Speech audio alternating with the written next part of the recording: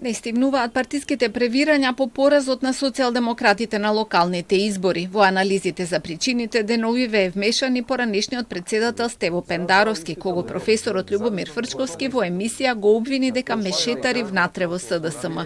Ваквата изјава Пендаровски ја нарече проблематична на минимум 2 нивоа.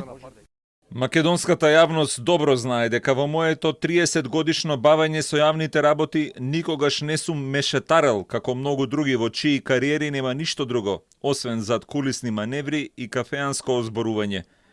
Меѓутоа многу поголем проблем е што изјавата е целосно одлепена од реалноста и фактите, што за жал се случува кај некои луѓе поради квалитетот на изворите со кои се дружат.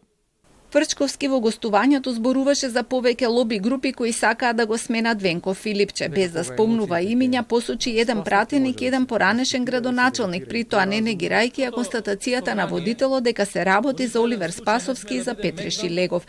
Во разговорот неколку пати му даде поддршка на актуелниот председател, велејќи дека овие групи со нелојалноста ќе ја направат партијата апатична и нефункционална.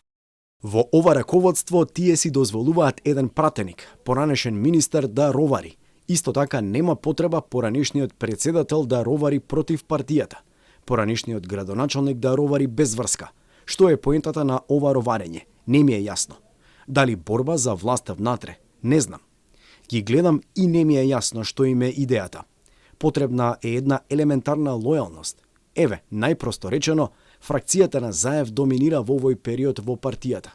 Има шанси да се реализира. Океј, одиме понатаму. Ќе видиме што ќе се случува. Тоа е легитимно. Раздорот во оваа партија не е новост. Обвинување за фракции има по секој изгубени избори, а најсилни беа во 2016-та, 2021-та, како и во последните 2-3 години, кога редовно се спомнуваат и имињата на Бранко Црвенковски и на Зоран Заев.